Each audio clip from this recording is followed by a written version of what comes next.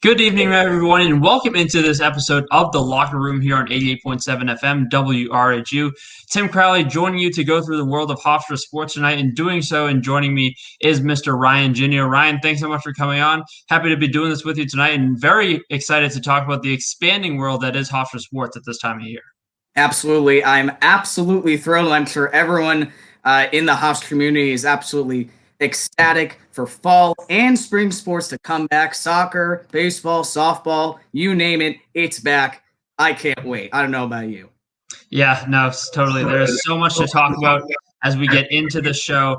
Fall sports are coming back. Spring sports start their season. And, of course, we still have plenty of basketball to talk about as well, which we're going to start to get into right now. Looking at the men's team this weekend, they were in action against Drexel. And looking at that game on Saturday, a narrow loss, 73-71, had that last possession. But there was a lot more to this game. You look back, a 14-point halftime deficit that really got themselves in a hole at the end, those last 10 minutes of the first half. But this second half, Ryan, this was a team that really looked to storm back, and that's exactly what they did, giving themselves a chance to try to go for a win or at least send the game into overtime or a tie at the end. Absolutely. I mean, the key definition of this game was a tale of two halves. You mentioned the 14-point deficit. Hofstra could just not get a stop in this one. They let Drexel shoot 58%. Hofstra were pretty cold, shooting about 29%. But again, they came out of out of halftime really strong. They actually went on an 8-0 run early in the second half to cut the deficit to single digits. And from there, the lead didn't get back up to double digits. So that was certainly an improvement, massive improvement for the Pride. And I'll see if you agree with me. This again, we mentioned the 14-point halftime deficit. But there seemed to be that turning point in the second half. You have Kayvon Kramer going for an and one, gets his own rebound a few times, gets it back. And then off of a missed free throw, you find Tariq Coburn, he gets a three. And that's really where this offense seemed to start to click in that second half. Well, you can't mention offense without Jalen Ray. I mean, have yourself a day for the guard. I mean, he was just out of this world, putting up a career-high 30 points. And he also tied the program record for the most threes made in a single game, sinking 8 of 13 beyond the arc. Last time that happened was back in 2015 when Ryan Bernardi did that against Canisius. And along the way, also tied for fifth now in three-pointers made. Or I believe he is now sole possession of fifth place with Carlos Herrera. So he was the main point of offense for the Hofstra Pride. And that efficiency, something to keep an eye on as well from the three-point range, going 8 of 13 in this game against Drexel. Got really hot in that second half. Was talk about putting a team on your back. We know that this is something that Jalen Ray is certainly capable of. We all remember the big performance last year at UCLA. These are games like this where you know who to turn to when you need some offense late in the game. And as you even go later, think about those last couple seconds, putting the ball in Jalen Ray's hands, knowing the day that he had off of that rebound from Isaac Conte. Those last few seconds, there was a lot going on, but you have to feel comfortable putting the ball in Jalen Ray's hands for that final possession. I 100% agree with you. That was the absolute right decision because, if once the free throw is missed, if you call a timeout, that kind of kills some of the momentum, in these last few seconds. I think Coach said after acting head coach Mike Fairley said after the game that if they made the free throw, now down 3, they were going to draw up a play. But instead, since they missed, they wanted to go forward. They wanted to get it to their main man, Jalen Ray. It's unfortunate that he missed. Hopefully that doesn't haunt him too much, but I think he'll absolutely bounce back from that. I would hope so after a 30-point day. And especially, that's a tough take, going down the lane, trying to go, coast to coast with the final seconds ticking down. But that's exactly what you're going to want is, your top scorer, your hot hand for the day. That's who you want getting that final shot off. But you look at throughout the rest of this game, it comes down to a 2-point loss for Hofstra. But there were a lot of opportunities early, maybe not getting the best looks. We're really aggressive, going to the hoop. But just getting those few extra to fall, where that could have taken this game before obviously that huge comeback in the second half. For sure. And they really just had a tough time stopping 2 players on the team. First off, TJ Bickerstaff led the team in scoring with 18 points. Most of those, though, came in the first half. He got into a bit of foul trouble in the second half. He was on 4 fouls. But when he was off the court, the Pride kind of took advantage, but obviously it wasn't enough. And The main reason why is because Cameron Winter picked up the pace, especially when he hit a clutch three-pointer with under 2 to go. That put the Dragons up by 5. And without that basket, I think Hofstra would have just overtaken the lead and ended up winning this game. I totally agree 100%. And just knowing the fight that was in this team the second half, seeing the run they were able to go on. If you just get a few more looks, maybe for Jalen Ray, maybe he goes over, well into the 30s, the way he was shooting that three-point ball. But that's in the past now. You look forward to next weekend coming up with James Madison. And this has been quite the turnaround for them. We think back to the last time that these two teams met. Feels a little weird to think about. It was a packed Mac Arena, going back to February 29th, 2020. The student section was packed to the back row. And a huge offensive day for Hofstra as well, putting up 97 points in a 97-81 win over the Dukes. An incredible game that was. Eli Pemberton scoring 35. I know you might not see 97 points again next weekend, but that's certainly an outcome that Hofstra is going to be shooting for when they meet JMU this time. Yeah, you certainly hope so. And Hofstra seems to have the edge in this little bit of a rivalry. Overall, they lead 22-13. The Pride have won 6 of the last 7 matchups. And you mentioned a packed arena. Well, it was certainly packed on senior day. I remember going to that game 2 seasons ago. Unfortunately, ended in an overtime loss. That was the only win JMU has had in the last 7 matchups. So I think that's going to play a bit of a factor into this upcoming series. JMU is going to keep that in the back of their minds, especially, doing so well in conference play so far. They're just above Hofstra, second in the CAA, 5-1 in conference play. They're rolling along pretty well. And they're coming off of some serious momentum, knocking off Northeastern for their first conference loss of the season. We talked about offense in that game last year. That's certainly going to be the case once again. Even in a loss, putting up 81 points on the road. And that was a turning point game for this JMU basketball team, firing their coach shortly after that season, bringing Mark Byington. And this team has looked really good since then. They're posting the top offense in the CAA, around 78 points per game. So that's going to be another area where this Hofstra team's got to be ready to go and know that this could be a shootout right away. And their main offensive production is senior guard Matt Lewis. He has been unbelievable so far. He's putting up 20.5 points per game, leads the CAA in that stat. He also leads the conference in three-point shooting, 40.3% from beyond the arc.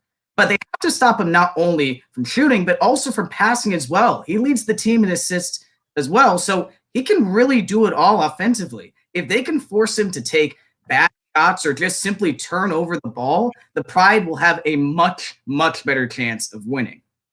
Now, Ryan, before we move on, we just talked about the huge day that Jalen Ray had against Drexel this weekend. We know this is going to be an offensive game. There's going to be a shootout. Where do you look to around this Hofstra Pride team as well, in addition to Jalen Ray, that could be that X factor in a big offensive shootout against JMU?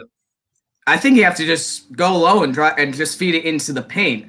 The game before the Drexel one against the series against UNCW, the Sunday game where they won by about 6, that was the main key for them. They fed it in to Kayvon Kramer and Isaac Conte, the 2 big men, and they just took over from there. Kramer in that game had his career high 17 points. He wasn't as dynamic offensively against Drexel, but he can certainly bounce back. Isaac Conte in the last game, he had a slow start in the first half, but he really turned it up as well. So I think that they just keep driving it in low, feeding it in low. That'll be the key to success offensively. Certainly looking forward to that matchup next weekend. The Hofstra Pride heading down to pay a visit to the James Madison Dukes. Certainly looking forward to that series next weekend. We're getting into our first interview of the day as well, coming up with Jay Hernandez and Norman Richardson, part of that coaching staff for the Greensboro Swarm in the G League, heading down to their bubble very soon. And 2 Hofstra alum that get to reconnect as well. They sat down with our Tino Patino. Let's throw to that now.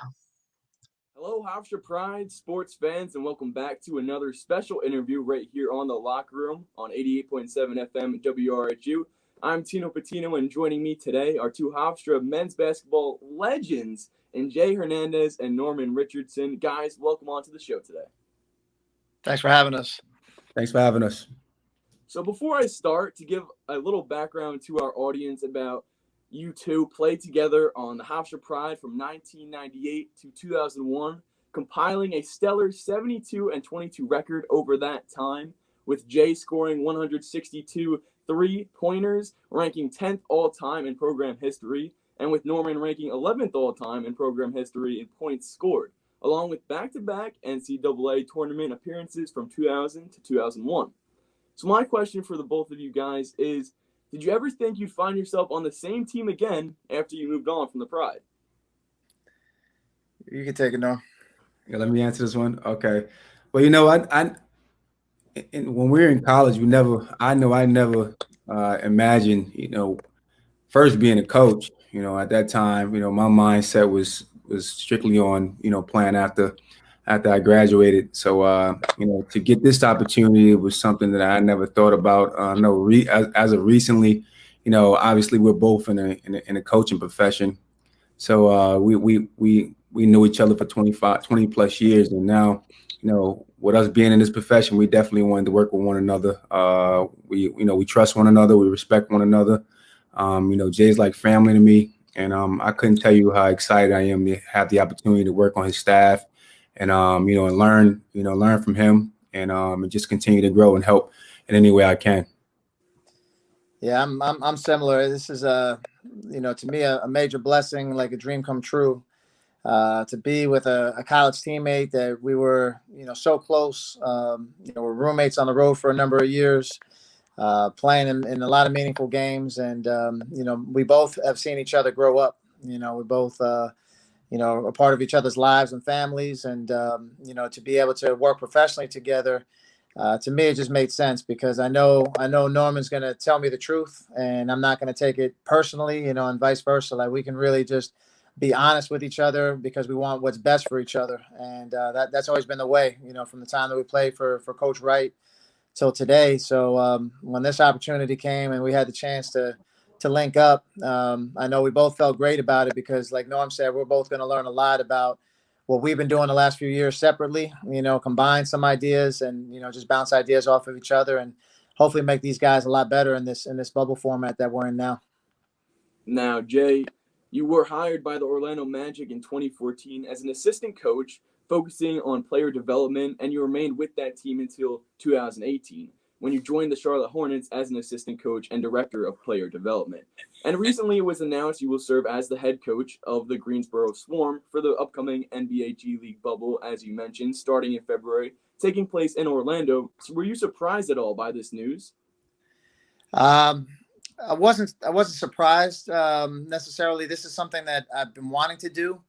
I wanted to be a head coach and get head coaching reps at one point or another. It's difficult when you're in the NBA to do that. You kind of get into your own little world of just doing your day-to-day operational stuff for the team and for coach. So at some point I knew that I wanted to try to branch out, whether that was coaching on a national team level, coaching in the summer, doing anything to just coach, just to sit in that seat for a little bit. And when this opportunity came up, the Hornets decided to opt into this bubble. Not every team in the NBA decided to opt into this bubble format. So, just went to show how much they valued player development and then how much they valued coaching development by allowing me during the season to go ahead and do this for the 6 weeks. And it's obviously longer than 6 weeks because of the prep time. But, I was traveling with the team doing double duty this whole time. Now I'm here in quarantine. I'm thinking about, doing everything that, that needs to be done from a coaching standpoint. So I'm looking at things more on a macro level. I was learning from James Borrego and seeing how he was handling things day to day, how practice plans were formulated, what the scheduling looked like, doing media obligations, all the different things that come up. And it's been awesome. So after the 6 weeks, I'm going to go right back with the Hornets and finish out the second half of the season and be a part of that. And hopefully, just be utilized as an added resource just from my experiences of, just seeing certain things here, certain things that we're going to try and say, hey, this really worked or this didn't work for one reason or another. Now, this is your first time, coaching in the G League, like you mentioned, but someone who has a lot of experience in the G League coaching is Norman Richardson. So, Norman, what's the biggest difference between the G League and the NBA? Well, I would say, it's not much of a difference, especially today. I mean, when you look at, all the teams that have that has affiliations, we obviously a part of the Charlotte Hornets organization, and we're going to mirror everything that they do. So we pretty much are connected at the hip in that that way. So I think, as the league has grown, I've been in this league for this is my 5th year, and I'm starting from 2016 to today. The league has made some tremendous strides and has grown a ton. And I think with the affiliations and teams really invested in their development program, I think it's not that much of a difference in that regard. So I guess from a talent standpoint, with players, obviously, there's a gap there. But guys in our league, are trying to get to that level, and they're working their behinds off to make that a reality. And I think the gap is going to continue to shrink as these guys get better and better, and you will see as guys continue to work, they'll get the opportunity to play in the NBA. You mentioned the name, Jay Wright before, the great head coach at Hofstra University from your tenure at 2001. Now, something that comes up to my mind is, did you guys talk to him at all about this opportunity? Your coach then, now you guys coaching together now. I know, I've talked to him a bunch. I know we both stay in contact with Coach and, pick his brain and things like that. In this situation, you either want to coach or you don't. If you're asking people's opinions about coaching, you probably shouldn't be coaching. So I know from Norm and I, we didn't have to necessarily go out there and seek, somebody's opinion on us coaching here, but we do see Coach's guidance in so many ways in life, and ask his opinions on various topics. And when this came up, he was the first call, say, hey, like, Norm and I are together again. And I can't tell you, he basically said, like, he was in tears, thinking about us in the coaching profession and being able to, after all these years, still looking out for each other, still helping each other. And the opportunity is just tremendous. Like, this is, once in a lifetime. We may never be in this scenario again in a bubble format at Disney, working with these guys. So, we're going to take it for everything that it's going to offer, and we're going to learn a lot. We're going to enjoy the experience and make the most of it. As we look ahead now to the Greensboro Swarm's upcoming season, first game is February 11th, right around the corner, versus the Westchester Knicks. So, Coach Jay, what can we expect to see from the group?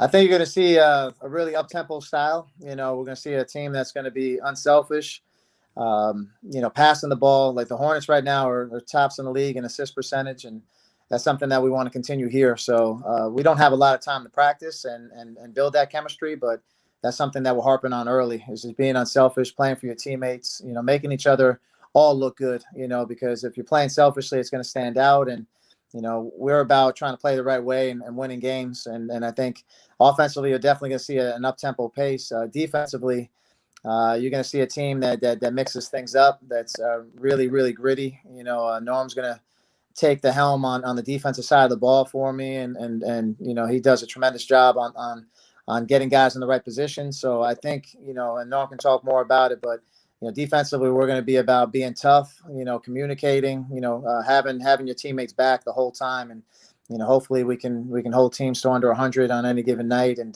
that's the goal. Now, Norman, for you, I circled a certain game on my calendar. March 5th, you'll be facing off against the Fort Wayne Mad Ants. Is that, that organization you used to be with since 2017, is that a revenge game for you? Is that a little extra motivation to get that win? It's gonna be fun. I'm gonna get a chance to see some familiar faces, guys that I've really grown some great friendships with. So it should be a fun game. I'm looking forward to that game. We actually played them in a scrimmage game prior to us playing them during this regular season bubble. So I get to see that team, early on. But again, it's gonna be a lot of fun to see some familiar faces. To see how guys have progressed.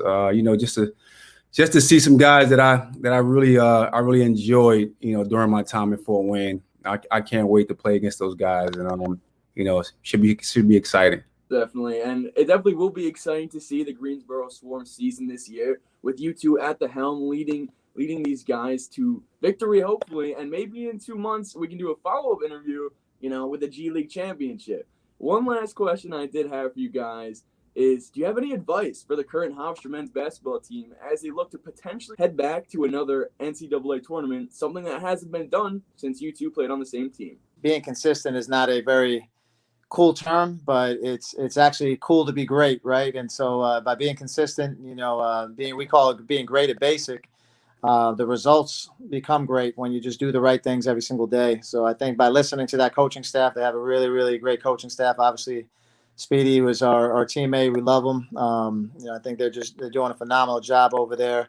Coach Mike and everybody that's there. All those guys, tremendous respect for what they're doing. But I think at the end of the day, it's really motivate each other by the way you work. I know our coaches used to say all the time, like, we won last year, but we have a different group this year, even though we're the same people. For one reason or another, you may think that you deserve more playing time the following year or more shots or whatever. We're all different for one reason or another. So I think it's just about guys figuring out what their roles are, and I think they've done a good job there with that. Continuing to push the pace on each other in practice and really get the most out of each other without taking it personally. I think that's the one thing we like to do is we practice like they were games. And then when we got to games, a lot of times it felt easier. I knew I didn't have Speedy or Norman pressuring me full court. And I felt like, man, I can do anything I want out here, so it's the same thing. I think iron sharpens iron, and those guys have done a phenomenal job. And we have a bunch of guys in the CAA that are playing with us right now. Nate Darling played for Delaware. Grant Riller played at Charleston, and one of our video coordinators, Wilman Mary. So we have a bunch of guys in the CAA that are a part of what we're doing here, and we like talking trash every time Hofstra beats them. So we want them to continue to do so. I'll let you finish with this, Norman. How rewarding is it to get that second back-to-back NCAA tournament appearance? Because that's what Hofstra is currently striving for. For you guys, how rewarding was it knowing that you made it there after the whole season trying to defend that title? It's very rewarding. It's something that you work for all summer long. You and your guys are working your behinds off all summer to try to defend that title. And you guys, it's a very tough thing to do. Everyone's is hunting for you in your conference, so you have to go into every game focused on just staying the course. Like I said earlier, just staying consistent and making sure you're following the game plan, making sure you're taking care of your body, making sure you're getting the proper rest, and so you're ready to compete at that highest level. So I think during that second that year that we were defending our title, we really had to just stay consistent and stay focused on on the task at hand. And I think we had a great group. We had 7 seniors that year. We had some great leadership along, with Jay, myself, Roberto Giddens, some great young guys. Coach Wright, obviously, and that staff was obviously unbelievably prepared and prepared us to be the best team that we could possibly be. And we were able to defend our title. And it was one of the best memories I had at Hofstra. That'll do it for us today on The Locker Room right here on 88.7 FM, WRHU Radio, Hofstra University. I'm Tino Patino, and it was great talking to 2 Hofstra basketball legends in Jay Hernandez and Norman Richardson today. Guys, thank you so much for coming on, and best of luck this season. Thank you very much. Thank you, Tino. Again, thank you to Tino Patino for the interview with Jay Hernandez and Norman Richardson. Well, Tim, we talked about men's basketball. Let's go over to a familiar team for you, the women's basketball team.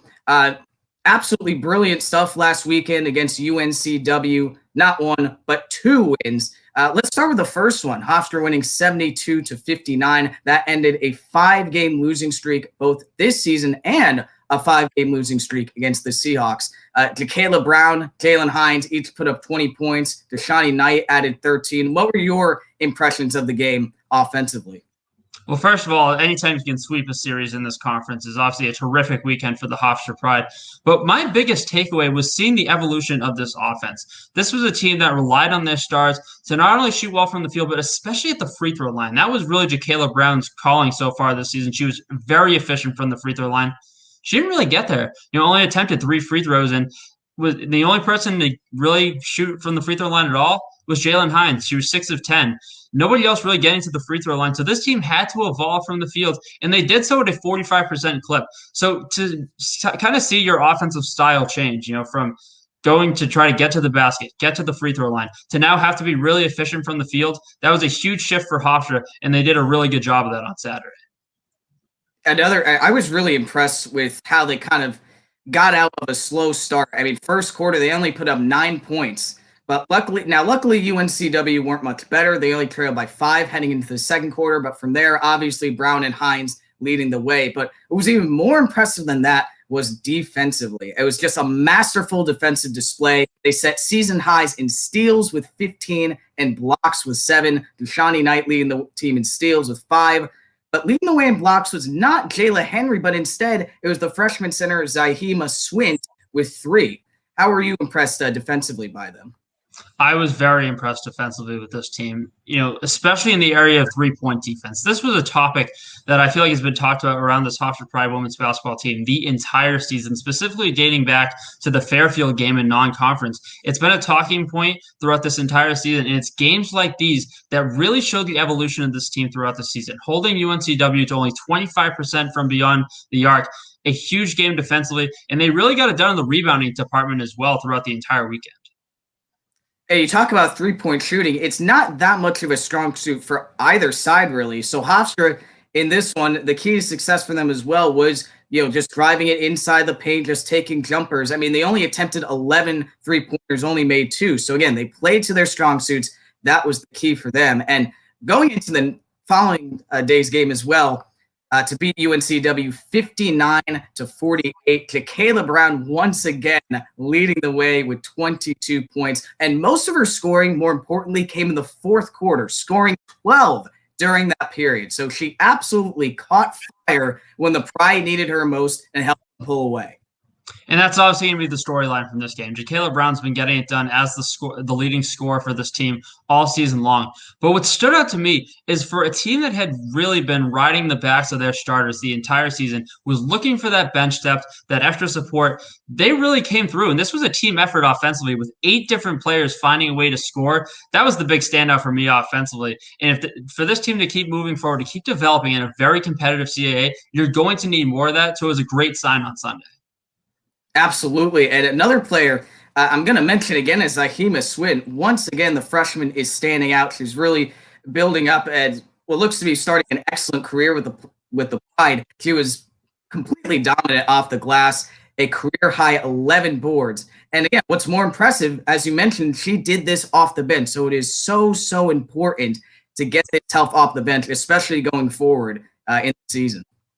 And we'll see when that going forward will come. As was released this week, the Hofstra women's basketball team pausing all team activities in a statement from the team due to a positive COVID test. So not sure when we're going to see them back. Obviously, we know that they're going to be adhering to all protocols as well. But I will say, health and protocols are always going to come first. But for a team that was coming off of a sweep, you knew they were getting really excited for this weekend. What would have been against Drexel could have been a huge upset win for against the number 2 team in the conference. So we'll see when this Hofstra Pride team comes back, and hopefully they're able to rekindle that momentum that they started against UNCW. Yeah, as you said, this was a complete momentum killer for them. I mean, we also have to assess them. I think we're just past the halfway point of the season. I mean, there's probably 3 weekends to go, but it's just amazing how much this team has improved from last season with 0 conference wins to already 4 and currently 6th in the CAA. And as you said, hopefully they can just rekindle this momentum when, they're scheduled next to play against JMU the following weekend. We'll see if that game occurs. Yeah, both are, those are both, would have been against Drexel and will be against JMU. Some interesting matchups, but I'm telling you, for a team that's number 2 ranked in Drexel, they've had a couple weird games, losing at the buzzer just a few weeks ago to Elon. This was a team that if Hofstra played their best for this season, that's a game I think they could have stolen a split against Drexel. So it's unfortunate that we didn't get to see that this weekend, but obviously hoping for the health and safety of everyone involved with the team. Absolutely. And it would have been a tough battle as well. I mean, Drexel is the best defensive team in the CAA. They're holding teams under 54 points per game. They also averaged the least amount of turnovers. So again, it would have been nice to see a battle there. I don't know if they're going to reschedule that game or not later down the road, but we'll see what happens there. And then JMU, if that's the next step for this team, that'd be an interesting matchup as well. It's the third best offense in the CAA, but it's like a matchup against Towson. You had the first ranked offense, the last ranked defense. Similar spectrum for JMU as well. They're only ranked 9th in team defense. The key for that game, if that's going to be the return for the Hofstra Pride, keep that team off the free throw line, first in the CAA at the free throw line in terms of that percentage. And we'll see what happens and when they next play. Well, Tim, we've talked about Hofstra men's basketball. We've talked about Hofstra's women's basketball. We've talked about some of their opponents. But for more around the CAA, we go now beyond the Pride with Josh Linsenberg. Josh, what do you got for us? Hey, Ryan, Tim, great to be here. Lots going on beyond the Pride. Let's dive right into it here, starting off with men's basketball. JMU red hot right now, 4-game winning streak, second place in the CAA. Do you think they have a chance of beating Northeastern for the number 1 spot in the division before the regular season is over? It's not that far out of the question. They have some momentum after knocking them off. And, anytime you lose an undefeated record like that, it takes a toll on a team. And James Madison's going to have all the momentum moving forward. 5-1 compared to Northeastern 7-1 in the conference. I still think that's a legit shot, and they're going to be rolling with that momentum coming off of that big win. Tim, I'm going to have to disagree with you here. This Northeastern team is a team built for the postseason as well as we see here in the regular season. They've made the final the past 2 years, both against Hofstra. And even when they finished 6th in the conference, they pulled off an incredible run to the championship game. Yes, they would follow the Pride, but they've set themselves up really nicely this time around. They've led the pack and are really showing no signs of slowing down. Yes, I know JMU is building up that momentum, but I think Northeastern will just edge them out, maybe by a game. So Northeastern, as you just mentioned, Ryan, they're in the zone right now under the direction of Bill Cohen at the top of the CAA standings. So heading into the home stretch here, what will the Huskies need to do to stay at the top? They just need more out of Shaquille Walters. Well, not more, just really more from everyone else accepted. I really should say, because he's been the main man for the Huskies. He's a redshirt junior forward. He's second in the team in scoring. He leads the team in rebounding, 5th in the conference in that category, by the way. So if he can get some more help from players around him, that I think Northeastern will be really well balanced and stay top of the CAA for good. I think balance is the key word there, and this team really needs to start picking it up offensively. For a team that we talked about being at the top of the division, they're only ranked 7th in total offense. They're in the middle of the pack in terms of scoring margin. They're in the middle of the pack in terms of defense. So that team's been having those chances to win, and obviously it's paid off as they sit at the top of this division. But if they're going to make a run, they need to start scoring more and get back in the top half of this conference in total offense. Now let's talk about a team that is not so hot right now, the Elon Phoenix. They're on a 6-game losing streak. What needs to change for the Phoenix? I mean, look, this is a team, a similar situation. You're looking at a defense that has put their team in position to score, to win a lot of games, and they haven't really done that so far. And that's because, when you have the bottom-ranked offense in the CAA, you can't keep leaving your defense out to dry like this. This is an Elon team that they want to push ahead, and until they start scoring more, get out of that basement in terms of total offense, it's not going to happen. And you take a look at some of the teams that they have left. You still got to play UNCW, which is a team that is also down. I think they're just right above them. So that is the perfect opportunity to capitalize and try to just lift themselves back from the bottom of the CAA. You also have Charleston, William and Mary. They also have to play Hofstra as well on the final weekend. So that should be interesting to see as well. Now let's shift over to women's basketball. Now let's talk about the two teams who are neck and neck right now. Drexel is on a 3-game winning streak along with Towson. Drexel has a big matchup against the first-place Blue Hens. So do you think Drexel has a real chance of winning any of the 2 crucial games they have coming up against the Blue Hens? I think this is a Delaware sweep. I think Delaware has shown over the last few weeks that they are too talented. There's too much scoring depth. When you have a player like Jasmine Dickey, that's a great offense by itself. When you have the depth that they have behind her, I think it's going to be too much. Drexel's been a really good team, but they haven't played with the consistency, especially on offense, that Delaware has. I like the Blue Hens next weekend, but by far and away is this going to be the matchup of the year in the CAA. The whole conference is going to have their eyes on this one. That's tough. I really think that Drexel could maybe edge out one of the games. Again, their defense is absolutely amazing so far this season, holding the best defensive team in the CAA. They turn over the ball a lot. Yes, you have Jasmine Dickey, and you also have Ty Battle as well for Delaware. That's certainly going to be a key player. Leads the conference in rebounding. So maybe Delaware can win the first game, but I think Drexel could just eke out the second one. So Towson, as mentioned previously, is also on a 3-game win streak. Who do you see as the other leader down the stretch besides senior Kiana Jeter? Aaliyah Nelson has been great. She actually leads the conference in assists with 7.2. No other player averages more than 5. So I think her and Kiana Jeter are going to be an excellent dynamic duo for Towson. The top scoring team in the conference as well. They're just killing it offensively, and I think they can just keep on going. Well, I appreciate the question because I think it is important to look at this team past Kiana Jeter. It's obviously tough to do so when you do have the top leading scorer in the CAA. But for me, it's Siobhan Smith as well. Just a few weeks ago was 4th in the conference in scoring. She's still there, tied for 9th. She's been a really nice piece to go along with Jeter, to go along with Nelson. And I think they're going to continue to need more from her going down the stretch. Well, that's going to do it for me for Beyond the Pride. Back to you guys in the studio. Thanks again. And thanks, Josh, so much for joining us for this week's edition of Beyond the Pride. And coming up now, Ryan has an interview for us. I sure do. I got a chance to sit down earlier with the Hofstra senior forward on the men's soccer team, Matthew Vowinkle. He got drafted in the Major League Soccer Super Draft in the 3rd round to FC Cincinnati. Let's hear what he had to say. Hello, Hofstra fans, and welcome back to a feature interview here inside the locker room. I'm Ryan Junio, and today I'm joined by Matthew Vowinkle, a senior forward on the Hofstra men's soccer team. Matt, how's the start of the semester been for you? Pretty good. As far as school goes, classes are great. Soccer, great to be on the field, really. It's been a while, so great to be on the field. Oh, definitely. Well, the big story is that you were selected by FC Cincinnati in the 3rd round of Major League Soccer Super Draft. Take us through the moments leading up to your selection and your initial reaction to getting drafted.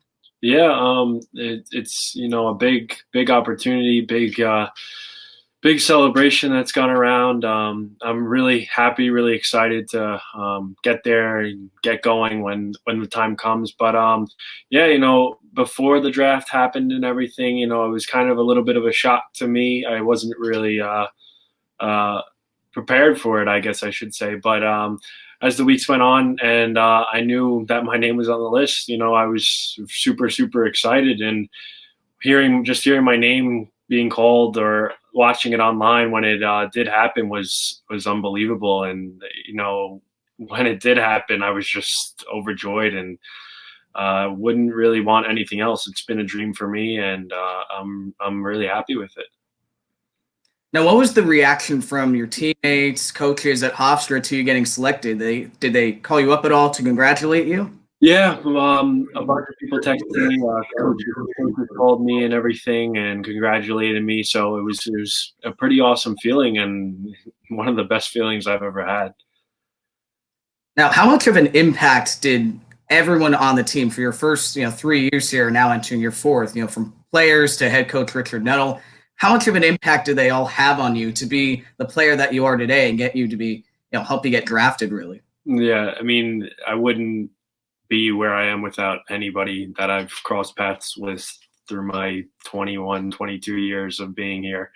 The coaching staff's incredibly helpful. They consistently push me, consistently are helpful to not just me, but the rest of the team. And to be honest, without the rest of the kids on the team, I would not be where I am today, because obviously it's not a one-man show, but I would not be anywhere without them, helping me, pushing me along and all that stuff. And as far as the coaching staff, just really, really helpful. And I couldn't have asked for a better coaching staff when I moved in. Richard Nuttall, like a father to me on the field. He's been there for me, always been there for me for these 3 or 4 years, and the rest of the coaching staff, just unbelievable to have been a part of working with them and everything like that. So super happy.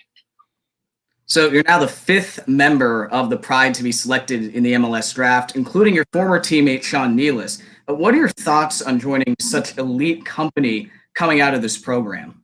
Yeah, I honestly couldn't do that for a better program to come out of. This has been my dream to be with Hofstra, so to come out of Hofstra and to be selected is just another dream come true. I wouldn't want to be at any other school being selected anywhere else.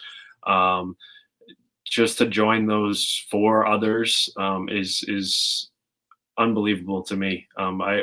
When I was younger, I would have never expected it, but all the hard work has really paid off, and I'm happy to join those other 4 guys that have been exceptional players at this school. Now, have you gotten a chance to talk with your new head coach or teammates at Cincinnati at all? And if so, what are your first impressions of the club? I haven't gotten any much phone calls or anything like that, but definitely very excited from a couple of phone calls I've had. Very excited to get there, very excited to get going. I know it's going to be a next level of hard work. I put in a lot of hard work to be where I am today, and to get to where I want to be in the future is going to be even more hard work. And I honestly just really excited to get going with Cincinnati, and really excited to, just have a great career there.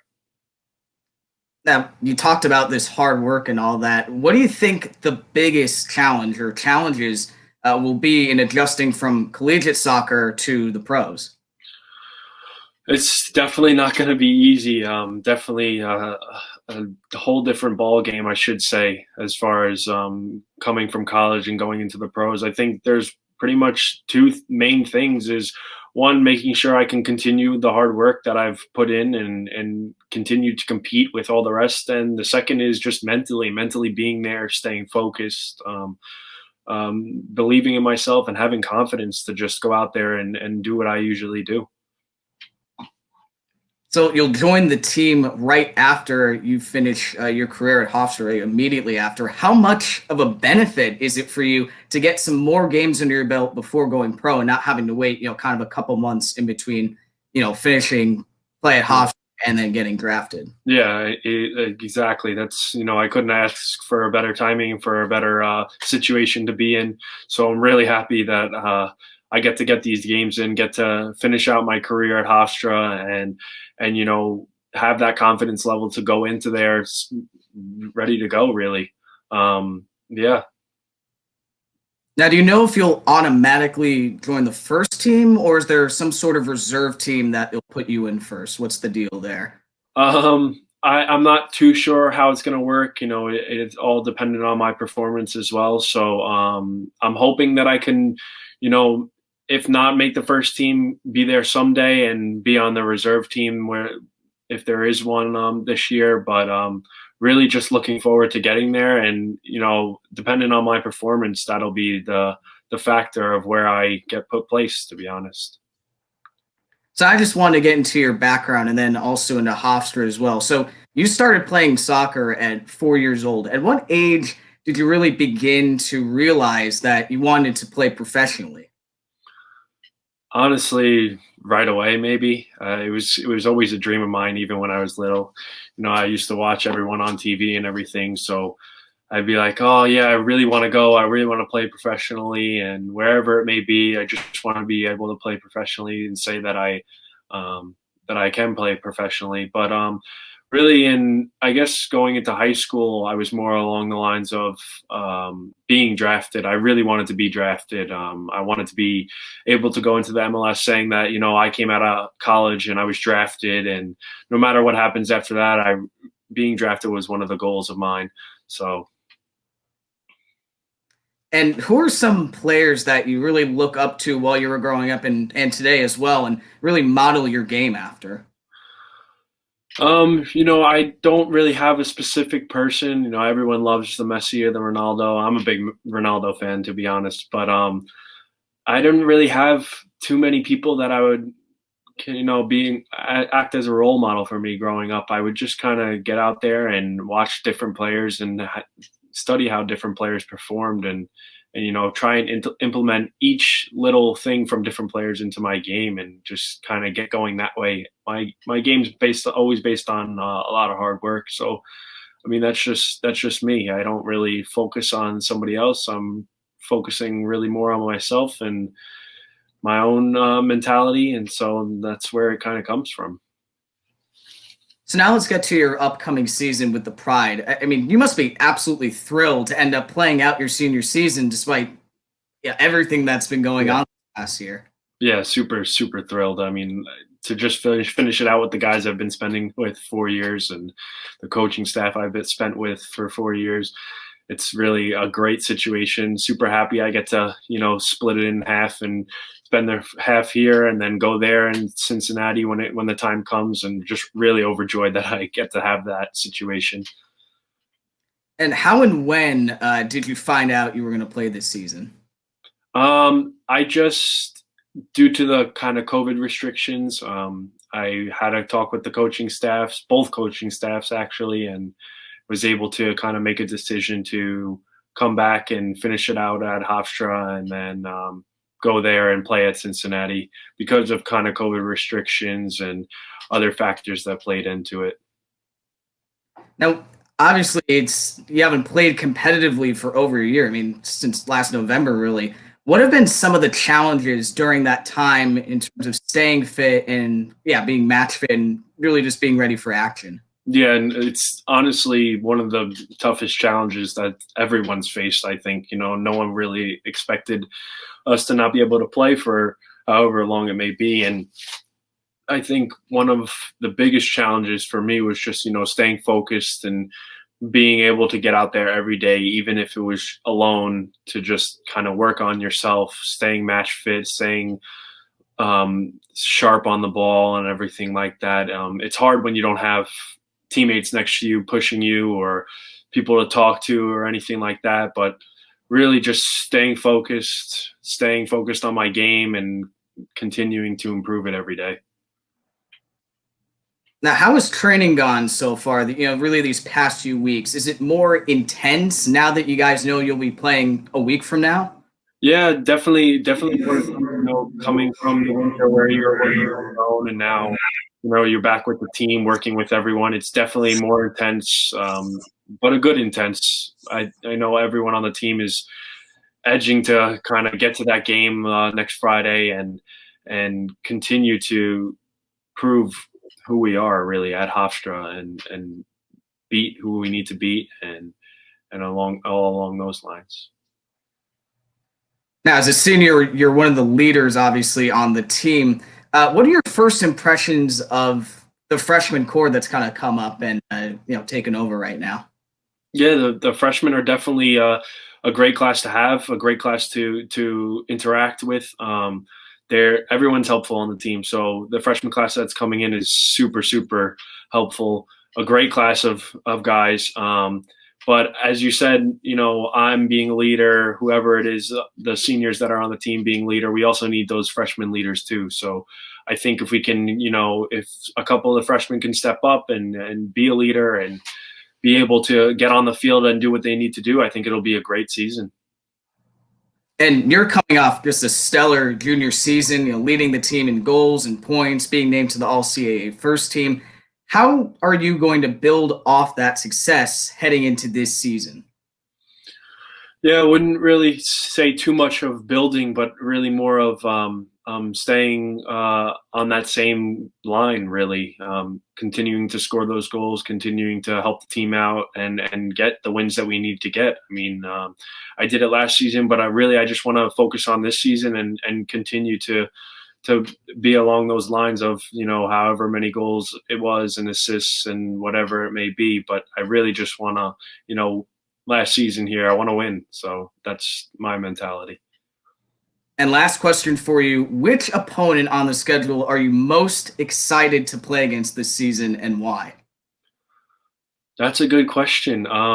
The schedule is a little bit mixed up this year because of the whole COVID restrictions and everything like that, but really looking forward to anybody that's in the CAA. So I think there's a couple of teams that we get to play from the CAA, and those are always the most important games. So really looking forward to getting back into the CAA mode of things and continuing to prove our worth in the CAA. Well, Matt, thank you so much for coming on to talk about such a momentous achievement. Congratulations again on being drafted, and good luck this season. Thank you. Thanks for having me. Again, that was my interview with Hofstra men's soccer's senior forward Matthew Vowinkle on his selection in the MLS Super Draft with FC Cincinnati. And from soccer to lacrosse we go. Coming up on the women's side first, we're going to get to hear all about Alyssa Perella coming into the season as a preseason All-American from Inside Lacrosse, and we're going to hear a great feature from her, from Maddie Perkins and Olivia Bevanetto.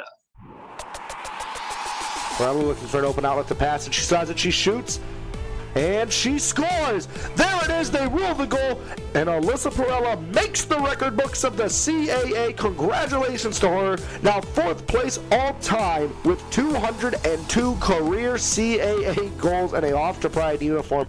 This past Monday, Hofstra's women's lacrosse captain Alyssa Perella was named to the Inside Lacrosse preseason All-American team. Perella picked up 3rd-team honors heading into the season. This is not something new to her, as she is a 3-time All-American. Perella's impressive and extraordinary achievements are unmatched. In her career, Perella has 292 career points on 216 goals and 76 points, as well as 142 draw controls, 88 ground balls, and 41 caused turnovers. Out of those achievements, she ranks 1st all-time at Hofstra in goals and points and 4th in assists, making her one of the best players to ever be a member of the Hofstra Pride. Here come the Pride now. Number 7, Alyssa Perella. She gets past her defender. It's Perella one-on-one. It's a breakaway. Perella shoots and scores! What else would you expect from the National Player of the Year watch list nominee? During the shortened 2020 season, she started all 7 games and posted 31 points on 27 goals as well as 4 assists. She is ranked 2nd all-time in the Colonial Athletic Association in career goals and points. Also during last season, she was a member of the T. Wharton Award final watch list. The T. Wharton Award is an annual award for the most outstanding American men's and women's college lacrosse players. This award is well deserved, as she has been the women's lacrosse captain for 3 consecutive seasons.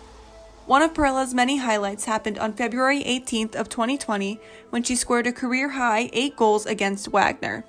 On March 3rd of 2020, Perella scored a career-high 9 points at Johns Hopkins. Perella takes it inside. Now she shoots, she scores on a rocket of a shot, and she gets her hat trick with her 3rd goal of the game. Perella started her stellar athletic career in lacrosse at the young age of 13 and continued it at Miller Place High School in New York, where she played lacrosse for 5 years as well as field hockey for 4 years. In just her senior year, she scored 52 goals and 33 assists, finishing her high school career with a total of 119 goals and 79 assists. To no surprise, Perella was named All-County in 2014 and 2016 and earned MVP honors during her senior year. Off of the lacrosse field, Perella has completed several hours of community service for Lax Out Cancer, Lax for Jesse, Pause for Parkinson's Dog Walk, Thanksgiving Food Drive, and Relay for Life. She is also a level 10 gymnast. At Hofstra, she is studying in finance as a marketing major. For WRHU Sports, I'm Olivia Bevanetto.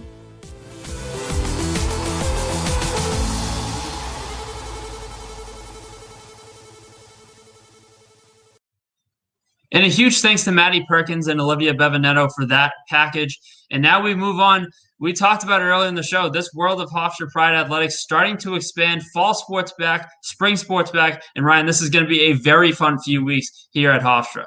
For sure. It's going to be very busy for us at the radio station, but we're going to start off with men's soccer. They're playing 11 games this season. The CAA championship for them will be April 17th at Drexel.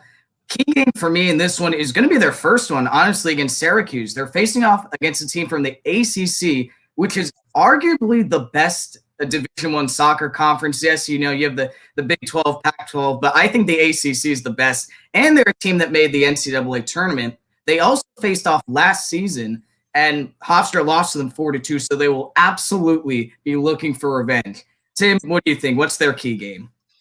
I don't know. I mean, I'd have to agree with you. Anytime you're going on against a Power 5 ACC team like that, you know, that's going to be your challenge of the year. And a schedule that's going to go as quick as that is, you know, it's going to be a lot of fun. Definitely. And now moving on to women's soccer.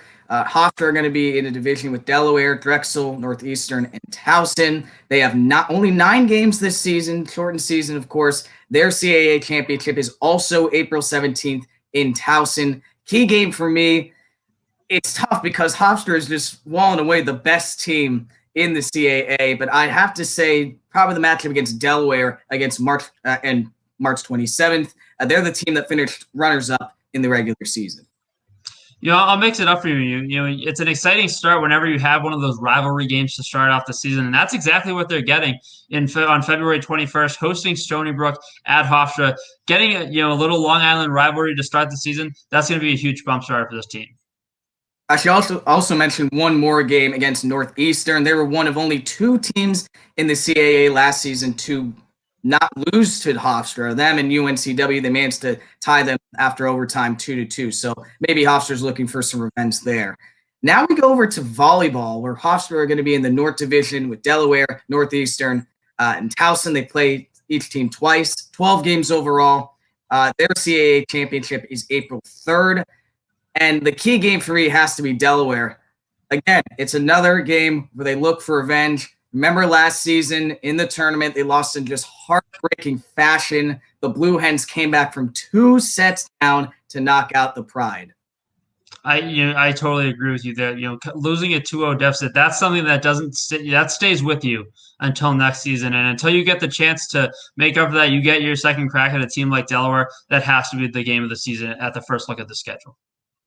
And the last fall sport is field hockey. The CAA championship for them will be April 24th at the University of Delaware. Top 4 teams make it.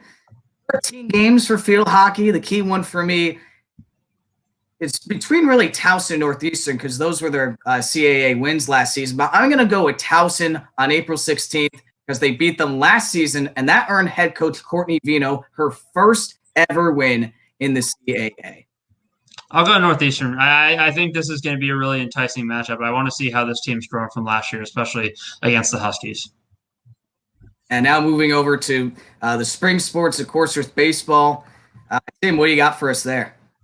This is going to be an interesting season as we start to look again. After that fall season is going to go quick, but to go into baseball, it's going to be a rather lengthy schedule compared to what we just talked about. They're going to be looking at a 47-game schedule, and it's pretty split between conference and non-conference, with that conference opener starting at home against Northeastern on April 9th. They'll be facing Northeastern Towson in Delaware in their division, and then they'll be starting that conference tournament on May 26th on the campus of UNCW down in Wilmington, North Carolina. For me, looking at these matchups, I'm interested to see how they do against the young Northeastern pitching staff with a lot, in terms of that team up in Boston, a lot of Massachusetts depth on that team. So I'm excited to see how Hofstra does against them.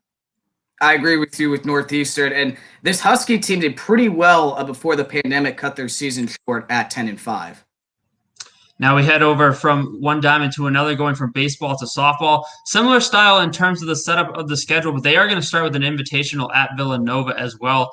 And that's going to be kind of one of those things to look at for me. A lot of games early against the same team. How are you going to make your adjustments? That'll be a huge telling sign for this team. But again, a 47-game schedule, lots of doubleheaders, and then their tournament going down to Virginia, ranging from May 12th to May 16th. Ryan, what are you looking at in terms of this team's schedule heading into this season?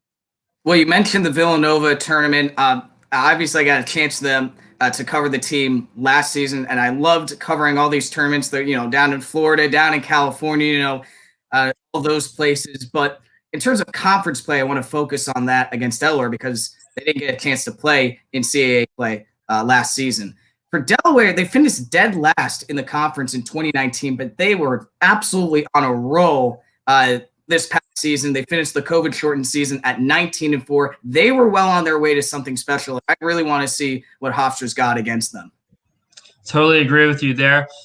Now we go from the diamonds over back to the turf. Look at this men's lacrosse team. They're going to be looking at about a 13-game schedule. They'll be starting on February 13th at home against St. John's, and then they'll be hosting the CAA conference tournament as well with those semifinals and championships on May 6th and May 8th. Ryan, what's your standout game from the schedule? It's got to be Towson. They were the defending champions in 2019, though last season they went 0-6 but that was before getting the chance to play in the conference. So I want to see if they can bounce back from that and see what Hofstra's got against, the team that currently holds the trophy right now. Well, that's the angle that you could take, but also look at the fact that and I am going to join you in naming that probably the game of the schedule. You look at Towson, you want to get in that championship mindset. You're going to get a championship task against them, and for again the school that's hosting championships this year, that's a game to get you into that championship mindset. And then rounding out with women's lacrosse, again, same thing, 13-game schedule. They'll start on February 17th at St. John's with the CAA championships again on May 6th and May 8th. Ryan, what are you looking at for this women's lacrosse team? The big game has to be against Boston College. Go back to the 2019 NCAA tournament. The Eagles made it all the way to the championship final, but they would fall to the #1 team in Maryland. So that's going to be by far and away the toughest matchup for Hofstra women's lacrosse. We'll see if they can pull off an upset. There's no way that I can't join you there. BC consistently has an incredible team coming out of Chestnut Hill. That's going to be a true test for Hofstra early on. I'm very excited to see how that one goes. Well, Tim, we've talked men's, women's basketball. We've had our BTP. We've updated on the schedules for fall and spring sports. I think that's going to do it for this week's edition of The Locker Room. Many thanks to go around, starting with Josh Linsenberg taking us beyond the Pride. Thank you to Matt Vowinkle for letting me do the interview with him about the MLS Super Draft. Thank you to Tino Patino for the interview with Jay Hernandez and Norman Richardson. Maddie Perkins and Olivia Bevinetto did the package on Alyssa Perella. Kayla Mckechnie was engineering as well as producing. My partner, Tim Crowley, I'm Ryan Ginio. Thank you for tuning in to this week's edition of The Locker Room. And remember to roar